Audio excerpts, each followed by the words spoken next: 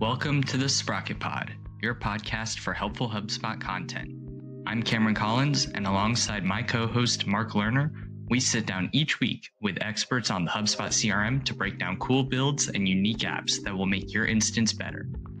Whether you're a new admin or you're a business owner looking to get the most out of HubSpot, our conversations are going to provide you with unique insights that you can apply. Don't forget, we host the SprocketPod live on LinkedIn every week, and you can catch all of our episodes on YouTube and Spotify. Let's dive into today's episode and get you working smarter with HubSpot. Welcome indeed to the SprocketPod. For those of you who are listening, Mark and I do this every single week as a way to help those who are HubSpot superfans and HubSpot users. We cover all different topics to help you be better with HubSpot. This week, we do have our guest, Shadab, joining us. Shadab, welcome to the show. Thanks for having me. Absolutely. So Shadab and I work very closely together at RevPartners. And Shadab, I'd love for you to just tell everyone a little bit about yourself and what we'll be talking about today. I am a senior product manager during the day and a strategist at night. So my role is like really complex. I sometimes hate it. It's like too complex. So basically, what Cameron does, I do that, but in a limited capacity. And then rest of my time is to help ramp up our strategist team, build knowledge, build scalable solutions that we can execute tailored to very specific business needs of our partners. So I build all those best practices, training, and things related to that. And whenever I have free time, I just post stuff on LinkedIn. So yeah.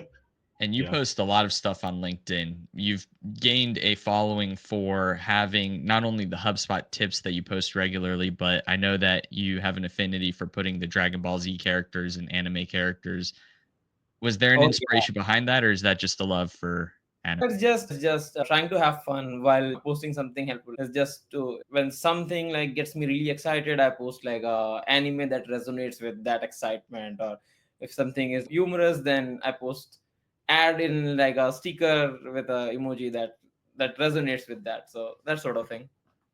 I love it. You have, again, a pretty large following on LinkedIn, and it's because you do post not just fun content, but also content that is legitimately helpful.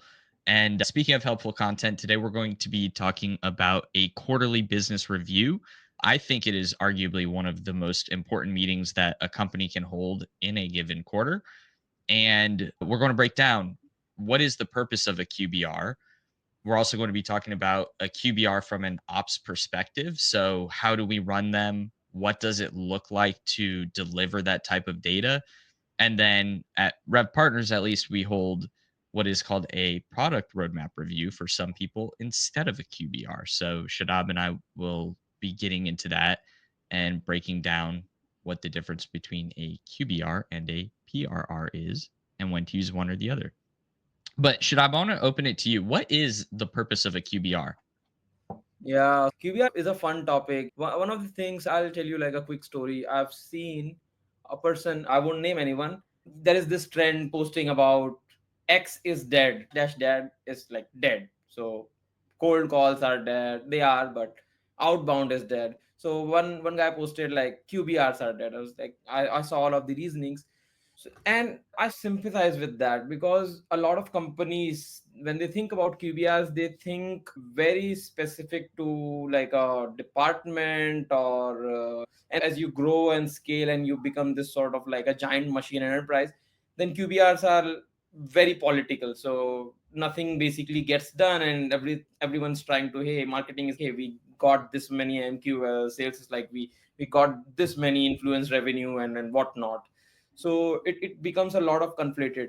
In my opinion, the very like a very simple and fundamental definition for a QBR from an ops point of view is how what questions do I need to answer. Let's come up with those set of questions and let's try to sit on a round table and try to answer those with data.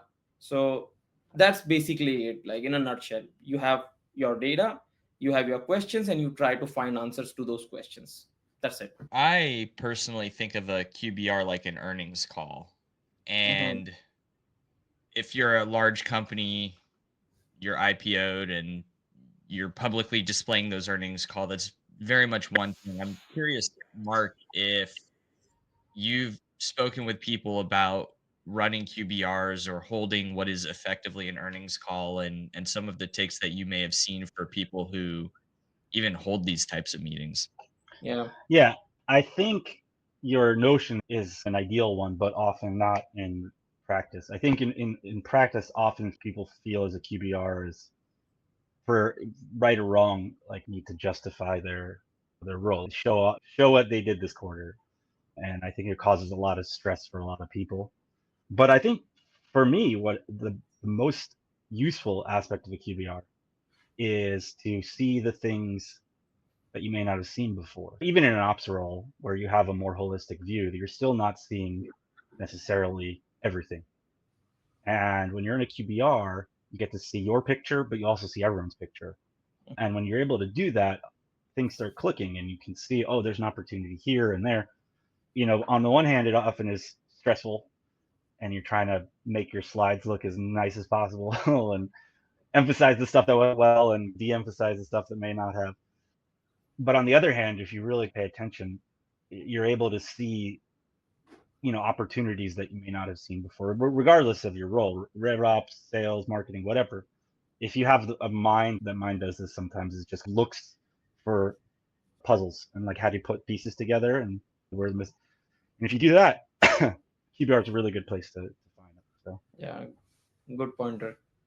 Nice. You mentioned using a QBR almost to justify your job. And in a way, I think that's right. But I think it's a good thing in the sense that if you are able to deliver a good QBR, then it helps you to be more secure and stable. Whereas on the flip side, if you are very uncomfortable with what was or wasn't delivered this last quarter, it can make for a very difficult conversation at the end of the quarter.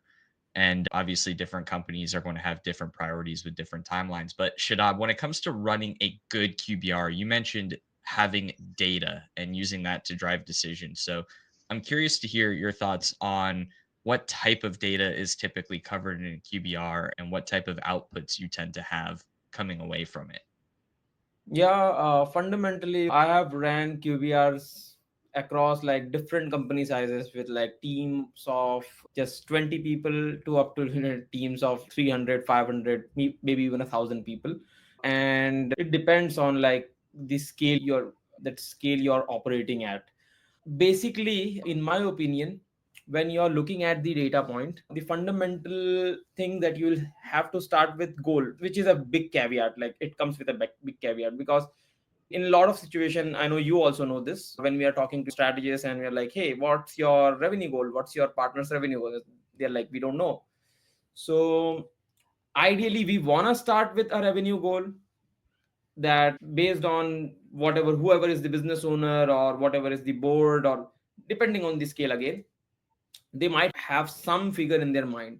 So we start with that revenue goal, and then we try to break it down fundamentally across your entire bow tie model. If you're unaware about what bow tie model is, just look at winning by design, you'll get like full picture. But you think about, hey, we have a 1 million ARR goal this year 2025. Okay, how do we get that? How many qualified deals do I need to get in order to get to this particular goal? Okay, so you capture that. Okay, in order to generate X amount of qualified deals, how many net new leads do I need, and how many old leads do I need to nurture to in order to generate those qualified opportunities? So you reverse engineer and then go all the way back to how do I get these people to learn about my business in the first place. So you start at your end state, basically what is your like desired end state or future state. Okay, once this QBR is done, we want to be at this place and we want to have answers to these questions. And that's where you start to break it down. So if you have a revenue goal, then good. You look at your data either from like various sources, ideally a CRM. If you are using spreadsheets, god forbid, if you are using it, just use that for your QBR. But whatever is your CRM you're using, HubSpot, Salesforce, Pipedrive, Dynamics, if you hate yourself, just in case. So yeah, and then you just break it down: count of deals, count of MQLs, SQLs, conversion rates between those, and there's like a lot of factors. So don't get overwhelmed. Start with a very fundamental metric and then start to break it down. and then you'll be able to see like the bigger picture. I have done QBRs where we were able to basically partition the revenue by use case. It was a SaaS company, and we were able to partition the revenue by, hey, our platform is mostly used for the highest revenue generator are internal interviews, some kind of executive interviews that people are doing internally in their organization. That is interesting. Okay, next is a podcast. People are like, so revenue segmented by a use case, revenue segmented by territory, so you can do a lot of different segmentations once you get the infrastructure set up, but that's coming for later on. I'm getting ahead of myself.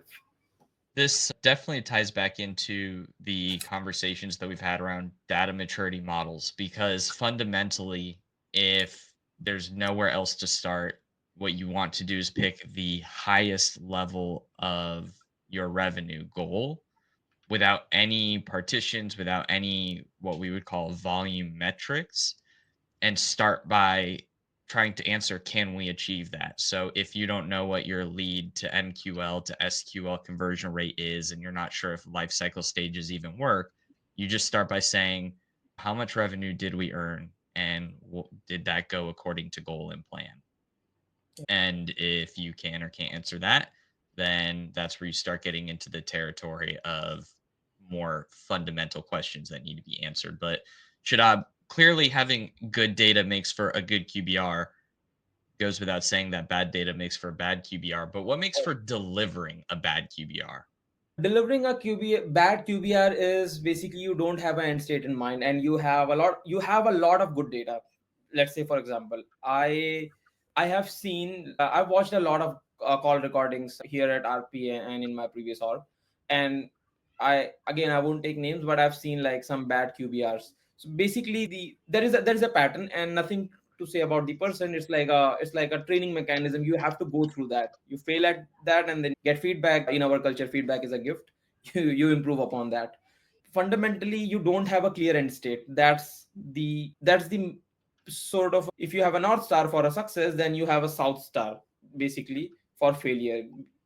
Definitely, if you don't have a clear end state, what I mean by that in a simple terms, when this QBR ends, what needs to happen? If you are able to clearly answer and articulate that answer, then you're good. If you don't, then your QBR will be all over the place. You'll be talking about your MQLs, you'll be talking about your conversion metrics, you'll be talking about your time metrics, you'll be talking about all of the different things, but you won't be able to tie it all together and get to a certain end goal. The goal of the QBR has to be like fundamentally simple. Hey, people, or hey, board members, or whoever are there, like, hey, leadership team, be like, we had X amount of data, X, Y, and Z. These data points told us this particular story. Based on that, we recommend following 5 action, and here's the priority, and here's why. And that's what we are going to do next quarter. Do we align on this? Yes, no. If no, then why not? So that's how you basically structure it. If you don't structure it in a certain way with a clear end state, that's a recipe for failure. And what is failure like? What does failure look like? What's the like? What is a bad QBR? You ended the QBR and no one knows what we need to do next. Yeah. Okay, we saw a lot of data points. Nice. It was all cool graph with good colors. I like to build a lot of good reports with like really nice coloring. I go into that rabbit hole, which is a bad practice. But you did all Yeah. of that. You built a really pretty presentation, and you did a fantastic job at all of that. But at the end, once that is done, because QBR, you don't do QBR just for the sake of doing QBR. So you did the QBR, and nothing happened. Like, you didn't drive any actions, you didn't drive any decisions out of it. For example, if I ran a QBR and I'm like, look, our team, based on the performance we have seen, we have 20 people in our SDR team, and just this is just a hypothetical like scenario, no hate on SDR teams, just purely hypothetical. So 20 people in SDR team, and still the inbound to outbound revenue ratio is like mind boggling. Only 10% of our revenue is coming from outbound. Something is definitely wrong. Either training or our like outbound play, our tech stack, something is wrong. And then we talk about that and do something about that. But if we just did that and nothing happened, then it's like a total failure. I think it really speaks into two interesting concepts. One is the difference between just pure data analysis and true revenue operations. Because clearly showing up to a QBR, speaking to all of your data points and saying this is what this is what the data is, that's not important enough. What you really need is to say this is what the data means. This is the story that your data is telling. And that I think plays into the second concept, which is that of revenue operations versus go to market operations, which is, I think, a burgeoning role. I'm curious because I know when we did this the first time around with Allbound, that was a very new or burgeoning theme at the time. Shadab, do you have any opinions on go to market ops versus rev Mm, ops? Yeah, it's a controversial question. I'll give you like a real life example. So one of the interesting. So I work with this like fitness based company right now. They are my only customer as of now. Previously, it was a large SaaS company. Now they are like a large fitness company, 1,000+ employees, something like that.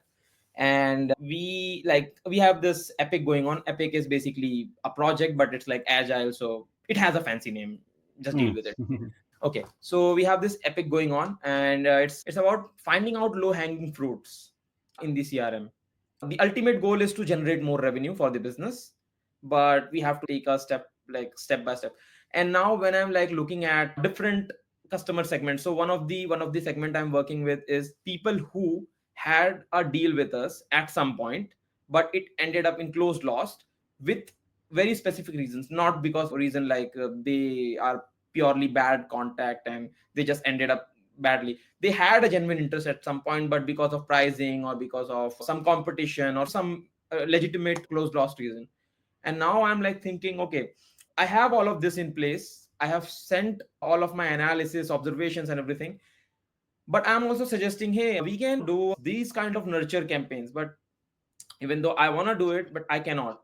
So that's like a barrier. But I'm like, hey, we have a growth marketing team that can help you with all of these tactics that I've mentioned. But again, take it from a grain of salt, because I'm in the pure revenue operations and not in the go to market ops as of now.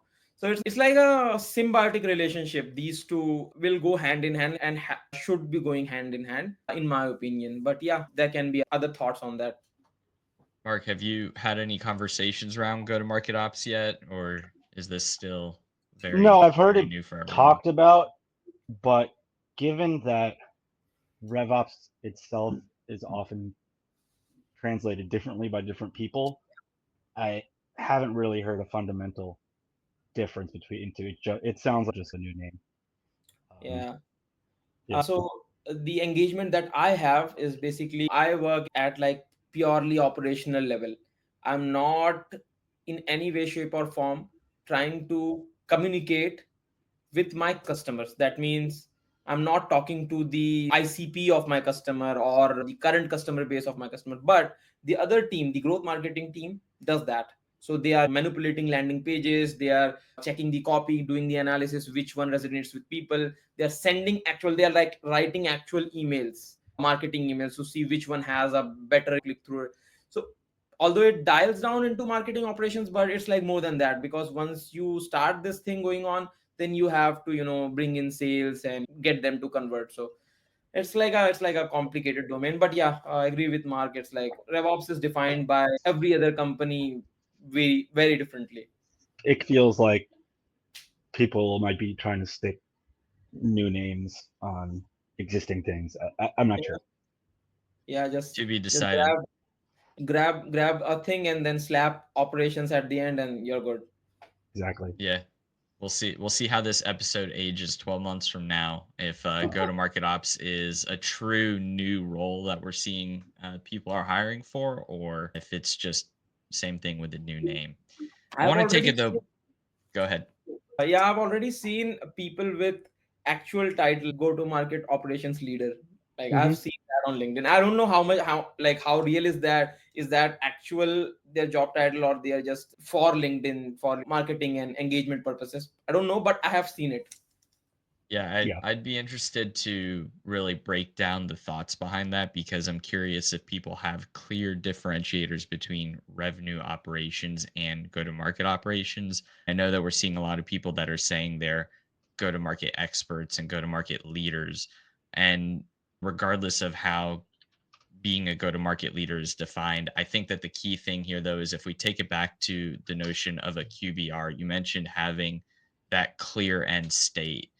And so whether you're in rev ops, go-to-market ops, sales ops, marketing ops, success ops, it is so important to make sure that when you go into the end of the quarter and you're delivering that QBR, you have that end state in mind, because ultimately that's what's going to inform changes for the following quarter for what epics or projects you're working on. So, in other words, if you are not delivering a QBR and you're just telling your boss or your executive team, I think we should revamp life cycle stages, that is not enough. You need to have the data that says, this is what I'm going to do and why, Hmm. and here's how it affects the CRM.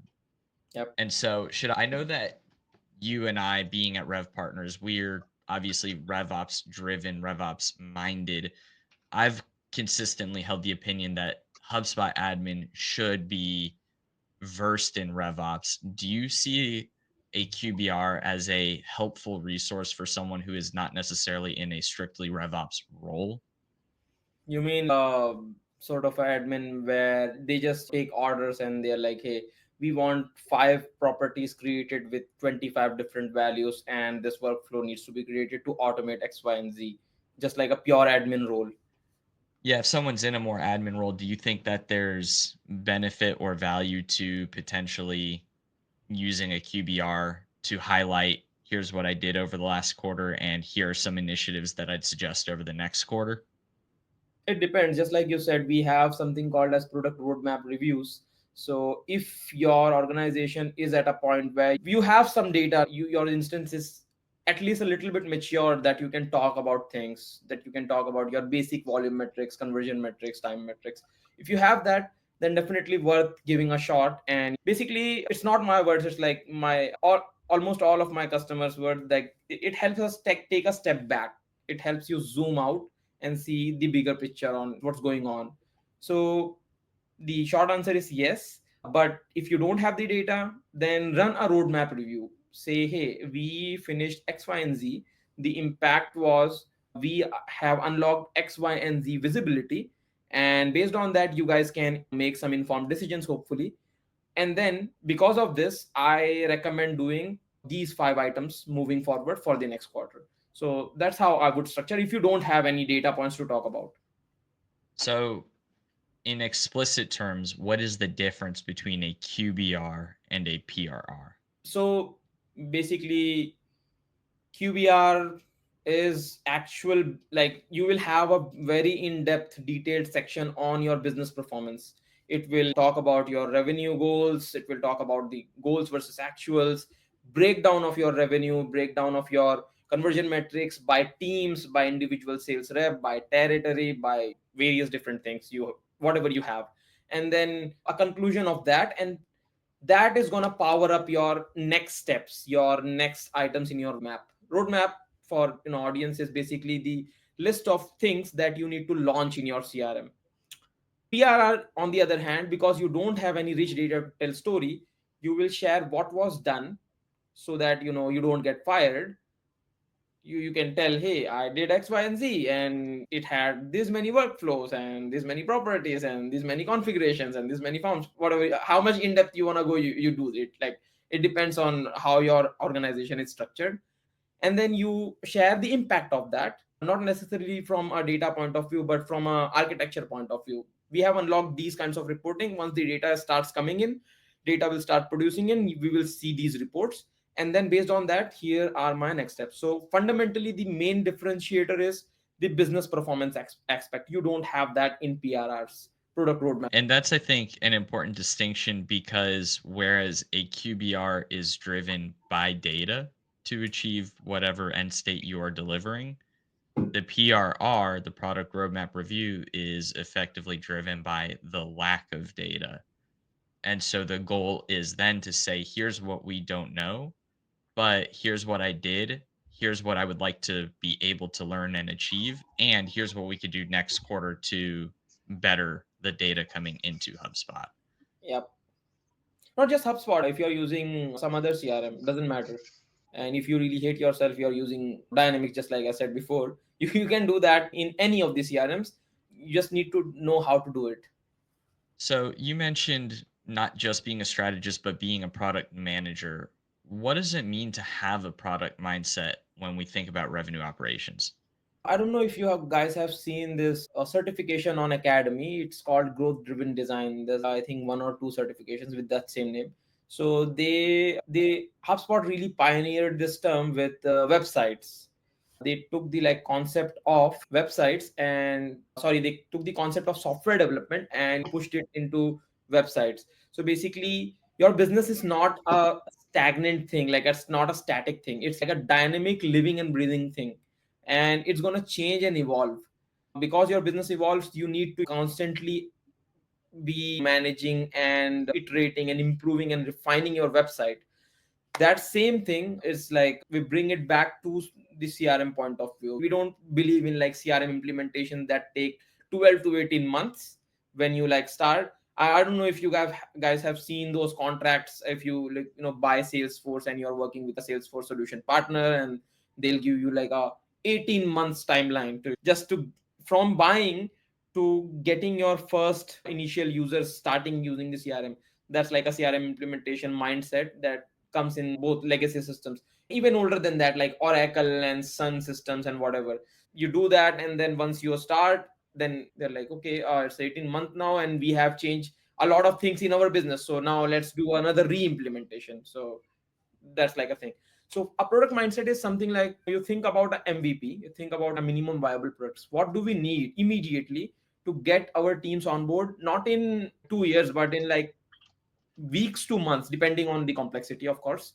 Weeks to months, how do we get them on board and start this quick feedback loop, like a closed feedback loop, collecting all of those feedback. Hey, this is broken, I hate it, this is awesome, let's double down on this. So you rinse, repeat, and be really agile on that. So that's like a CRM is a product, and we don't call them implementations, we call them like product launches. So within CRM, okay, you want to track your conversion metrics, let's launch life cycle stages. Okay, you want to run really darn good sales operations, let's launch sales stages. You want to run your support system, ticketing system, or onboarding system, let's launch customer service or customer support, and any of the playbooks or solutions that we can employ in that and launch in that. So let's launch these things, and we don't stop. So once you have launched lifecycle stages, 6 months from now we'll check back with you. Hey, in your business, does an MQL still mean the same thing, like a form submission and a webinar attendee, or do you have anything? They were like, oh yeah, we started offline events and we consider them marketing qualified because our marketing qualifies those people during those offline. Okay, let's integrate that in your lifecycle stages. So that's how we think about that. I know I rambled a lot, but that's in a nutshell. What I'm really hearing is that having a product mindset means that there's really no end to any change in the CRM. If you launch life cycle stages, you're coming back to it in 6, 12, 18 months to revisit and reiterate on it. It also means accelerating the time to delivery to make sure that we're not waiting until life cycle stages is in its ideal state to do anything. We're going to build, release, iterate, evolve. Yep. And the last piece of the puzzle is adoption. So if you are launching a product, if you're launching a feature release or anything you're rolling out in your CRM. So for example, you launched a pre-sales qualification process using lead object, the newly launched lead object. You launched that. Just an example. That goes with every single thing that you launch. You have to ensure that it's getting adopted forever, like literally forever, like until you die, basically. That's if you think about any product, an example that would come to mind is your phone. There really are not major changes in any year over year release, mostly speaking, but there are some changes.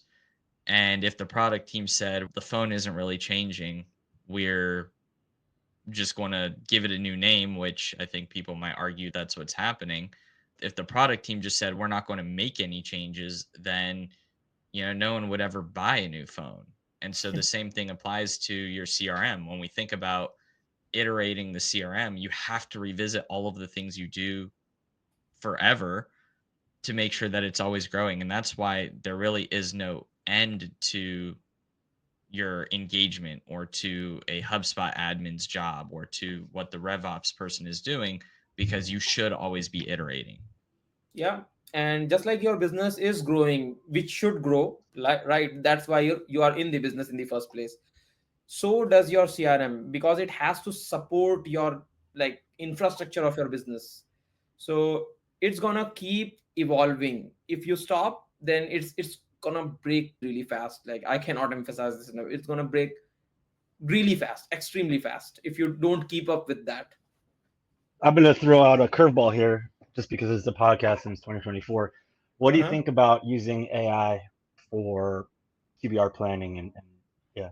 I love AI. I just it's so awesome, and it can be super dumb if you don't use it correctly. I love it. So I don't know about like other folks. Here's how I use it for specifically for QBR planning. Yeah. I analyze all of the data. I make it AI friendly so AI can digest it and actually see what I see from a data point of view. Because if you don't provide the right inputs, it's gonna look at a weird, very weird things. So if you provide like a chart or something, it's gonna throw off. So better provide like a table format, ideally a CSV or maybe even a screenshot. Make sure that's in a table format because it's easier on the OCR that AI uses to scan that. So I'll provide it, and then I'll share. First, I will ask, what do you see and how do you look at that? First, I'll get like fully unbiased opinions on that because I don't want to contaminate that with my thoughts. And then I'm like, hey, I have these opinions. I want you to disagree with this and critique this and find as many loopholes as you want. And it does. I have trained it so it's like a sort of a roast personality. So I want you to make fun of and insult me about all of these analysis I've done and give, and it does like a really nice job. And that helps me figure out, okay, I've missed this point. Okay, stakeholders might have this concern, I haven't addressed this. Okay, these might be the questions that people will ask and I don't have an answer now. So let's go back to the drawing board and redo this again. So I do it. I love AI specifically for this particular use case. That's my Yeah. use. Yeah, I think that it's an underappreciated resource for data analysis because there's a lot of concerns about hallucinations, which is true and important to, like you said, not bias it because if your questions are leading, I feel like it's more likely to do that because it wants to please you. But I've been analyzing data for not a QBR, but like a report, and it's been amazing. So I pulled huge data set from Power BI, loaded it up in a CSV, both Claude and ChatGPT. Mhm. And when you just see it start like pulling in a Python library and then generating a interactive chart, you're just like, wow, this is the future. I love it. Um, Yeah. Is there one GPT that's better than the others for the analysis of data? I got so I have come I've come around lately to be thinking that Claude is or Anthropic is more effective from a when it comes to like anything having to do with code. And because the analysis is done with Python, Claude is the way to go. I feel like I'm interacting with two very different entities now when I Mm. work with them too. It's pretty weird. I like how you call them entities. Yeah, they are. I'm not gonna anthropomorphize yet, but they have different whatever the equivalent of personality is, different training. They Mhm. interact with you differently. They have different biases. The Claude does feel more, at least I guess in the way I interact, more inclined to um, reinforce my own biases without. So if I lead with analyze this data and look for this outcome, it's gonna find. I feel like it's more likely, but that just may be my experience. Yeah, I don't know about Claude specifically, but GPT, in my opinion, is also like very similar to what you said. If you're not clever about what, like how you want it to operate, so it's gonna try to please you. So I do the opposite. I try to reverse engineer. I was like, hey, find faults, make fun of me, make fun of the stuff that I've shared with you. Find as many loopholes as you can. The more you find, you win. and it's Well, gonna find like gold within those things that you might have not think through like during your first analysis, which is pretty helpful in my opinion. for sure. It's interesting because that model of being critical, it, there are styles or formats in which you get the guy to be self-critical, and its outcomes are much better. That's what kind of the not O1 the O1 model is. It's basically in the background doing this planning and self-critical thought chain of thought, is I think it's called, and the outcomes are like statistically much better for whatever reasons. It's interesting. I'm curious. So, when it comes to preparing for a QBR, this brings up a really interesting point where AI can be a massively helpful tool. What are some of the ways, including AI, that you prepare, Shadab, for either a QBR or a PRR? So I haven't had a luxury to run any PRR at my career. Every single customers I've received, they have been like extremely complex for some reason. Sometimes I wish I had simple ones, but yeah, I digress. For QBRs, I always try to start with a clear end state, and I was like, okay, when this QBR is done, I need to have a set of priorities that is gonna impact the business performance of my customer positively. So that's like the end goal, and then I start with the top metrics. So whatever is that, so is it like a revenue, is it deals closed one to deals created ratio, like the pure win rate, or whatever. And then I start breaking it down. Once I'm done breaking it down, everything on the deal object, like as many partitions I can, then I stop and then take a step back, do the analysis, and then I do it separately on contact level or company level, depending on what industry. So current customer is on B2C, so they don't have company, but previous one was B2B, so they had company object. So I had to do both contact and company. So do that, and then do connection between these two. Okay, this is where contacts and deals connect, and this is where I can see the object switching happening. So I do all of that, build the reports, tell the story, and then yeah, have like my key takeaways, any missing gaps. I tend to point out all of the missing gaps as well. Okay, meeting outcomes. So meeting outcomes is like a notorious thing in specifically in HubSpot. No one wants to fill it, but it's like a really valuable data point. So okay, these many meetings have no values. Hey stakeholder, can you look at your team, why are they not filling their meeting outcomes, how can we help on that? So that's like another portion of that. And then I try to make it like a cohesive story. So I start with the top metric, break it down, and then jump back, and then break it down. So it's like like our CEO calls it pyramid principle. So you start with top level, you deep dive, and then you jump back up. So it's like a pyramid thing going on. So yeah, that's how I approach it. You want anything specific? No, I think that's a really good overview. And for those who might not be super familiar with the QBR, we've mentioned it a few times in this episode and on the show in general, really leaning into winning by design with the bow tie model. Huge way for us to structure our QBR. But even when we look beyond looking at volume metrics, conversion rates, velocity of, again, each of the various metrics in your CRM, I think that one of the most important takeaways today is really making sure that you start with that end state in mind, because that's what drives the output of the QBR being the input going into the next quarter. Yeah, I'll give an example to support that. So when we did the team level analysis in one of the QBRs, I think two QBRs ago. So we did a team level analysis and see, hey, this is the deal volume that's coming in, and these are the conversion rate between. So I had to build like a data set because HubSpot only allows you like a very basic funnel. So I built a data set with operations of enterprise. And then we saw, okay, there are some teams who have a higher conversion percentage. So we had this hunch, do they respond to their leads faster or no? That was one of the line items for the next quarter. So we built out an infrastructure to calculate and capture what is the time to respond. So once you get a lead as a salesperson, how much time do you need to respond to it? And now that is actually a part of that report. So we are able to see, okay, this particular club or this particular location has a higher time to respond, which is, I think, not a good thing. And this one is lower, and we can see the impact down the line in the funnel. This is not just one metric, there are other metrics, but this is one that we can focus on and improve and talk about people.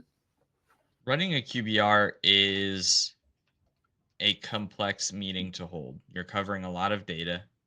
You're working to get the buy-in of the leadership or executive team with whatever end state you have in mind. And again, if we idealize what an earnings call or what a QBR might look like, you can look at an earnings call for a large company. Again, Mhm. that's an idealized version of a QBR. But what are some of the things that drive like a good session, right? You're covering data, you have a presentation. Are there any keys that you look for when you're interacting with the executives? Do you just expect them to agree with the data and then give you a thumbs up on your end state? Or how do you handle like pushback and what are some of the things to expect like during the QBR? Okay, so this has this large it depends answer, but the way I approach personally is I try to involve the stakeholders in the conversation. So I'm like, okay, team, I see this particular club has a highest task completion rate, but they are not converting as much as deals versus this particular club which has very garbage task completion rate, and they are actually, on paper at least performing high. What insights do you guys have internally, like on ground? What do you know that I don't know? So they share some really good insights, so I personally try to involve them. But yeah, the ultimate goal is, once we are done through all of these, what steps can I take as your consultant, as your strategist? And what steps you can take? You can think about, hey, we have to meet X, Y, and Z people for these things to get to these outcomes. Do we have a certain list of tasks or action items generated after the end of QBR that is ultimately going to roll up and support our business and help us grow as a company? Do we have that? Yes, no. If yes, then it's a good QBR. If no, then it was not so good. I like that. My hot take question as we wrap up here. Hmm. Who does RevOps report to? Bum bum. Oh yeah, I love that. The RevOps radicals would say, hey, we want to report to CEOs directly, or maybe even board. I don't know. But I think it's a difficult question. It depends on how your organization is structured. Do you have different VPs reporting to a single go-to-market leader? If the answer is yes, then RevOps should report to that particular leader directly, bypassing these VPs. Because if a single VP of a department has you under your reporting, then all of your stuff that you're doing is gonna be very department oriented, and you don't want that kind of RevOps team. RevOps team has to be like really agile, like a SEAL Team 6, and they operate really fast and basically get stuff done. So they report to that particular leader if you have that. If you don't, then ideally some kind of neutral leadership that ultimately reports to the CEO, not directly to CEO, but a neutral leadership that is not influenced by a very specific department, be it engineering, be it sales, be it marketing, be it customer success, support, partnerships, whatever you have, all of these. So not a very specific department, but some like a neutral leader, maybe a COO or a chief of staff or something like that. That's my opinion. Mark, do you have any thoughts or have you heard a strong opinion in the Uh, community? I've this is an ongoing conversation. I've been around a lot. And you put 5 different people in a room, you get 6 opinions on this. But I think, like Shadab said, it's very much dependent on the structure of a company. I think in an ideal world, it would be the CRO if there is one. Yep. That the reason for that is that I see, again, ideally, and it's as often doesn't play out this way in practice because I think all too often a CRO title is just put on a VP of sales as a way of making it, but it's not.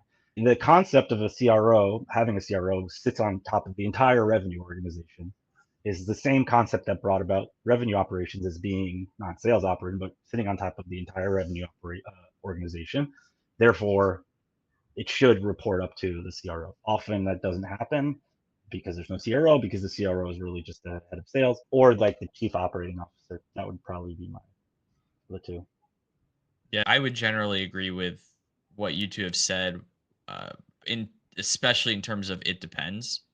If you have a company where you have an owner and then 10 employees, then you ought to be almost certainly working more closely with the owner than, say, the sales manager and the Yeah. other 9 employees as far as who you report to.